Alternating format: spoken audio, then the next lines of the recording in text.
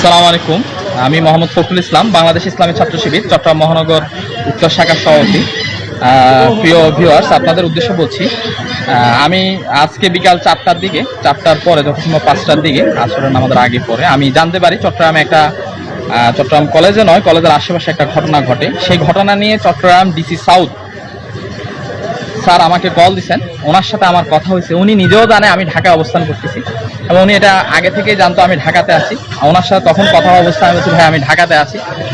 তো আমি ঢাকাতে থাকা অবস্থায় কিভাবে চট্টগ্রামে একটা হামলার সাথে অংশগ্রহণ করে আমাদের বন্ধুপ্রীতম সংগঠন ছাত্রদলের ভাইদের সাথে হয়তো বা কারোর সাথে কোনো সংঘাত হয়েছে। তো সেই সংঘাতকে কেন্দ্র করে তারা আমি হামলা করছি বলে অভিযোগ করেছে।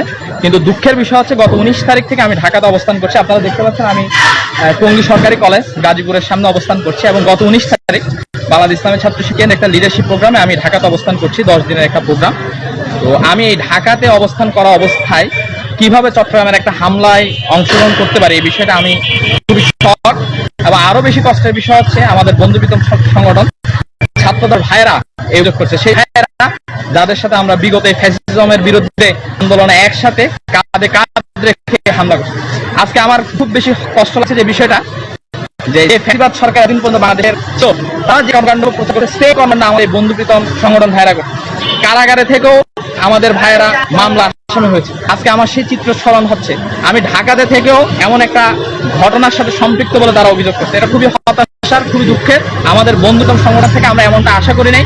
আমি আবারও ভিউয়ার্সদের উদ্দেশ্যে বলতে চাই, আমি গত 19 তারিখ থেকে ঢাকাতে অবস্থান করছি আমাদের কেন্দ্রের একটি প্রোগ্রামে এবং এই বিষয়ে আজকে বিকালে চট্টগ্রাম ডিসি সাউথের সাথে আমার কথা হয়েছে, ওসি সাহেবের সাথে যোগাযোগ হয়েছে, সবার সাথে কথা বলেছি এবং সবাই জানে আমি ঢাকাতে অবস্থান করছি দীর্ঘদিন ধরে।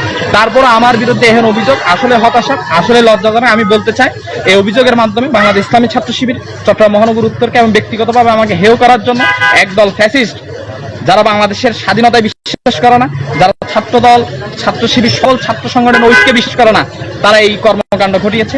আমি সকলের উদ্দেশ্যে বলতে চাই, আপনারা তাদের এহেন কর্মকাণ্ডে বিচলিত হবেন না।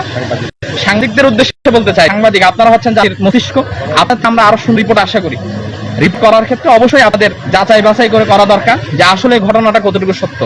আপনাদের কাছে উদাত্ত আহ্বান থাকবে, আপনারা রিপোর্ট করার ক্ষেত্রে আরো সচেতনতার সাথে সাবধানতার সাথে রিপোর্ট করবেন, যাতে আপনার রিপোর্টের মাধ্যমে একটি সংগঠন, যে সংগঠনটা বাংলাদেশের স্বাধীনতার সংগ্রামের সাথে জড়িত, বাংলাদেশের সাধারণ ছাত্র নীতি নৈতিকতা সৃষ্টিতে জড়িত, সেই সংগঠনের উপরে কোনো দাগ পড়ে এ ধরনের কোনো রিপোর্ট আপনারা করবেন না, যার মাধ্যমে সাংবাদিকদের কাছ থেকে জাতির আস্থা ভালোবাসা উঠে যায়। সকলকে ধন্যবাদ। আসসালামু আলাইকুম রহমতুল্লাহ।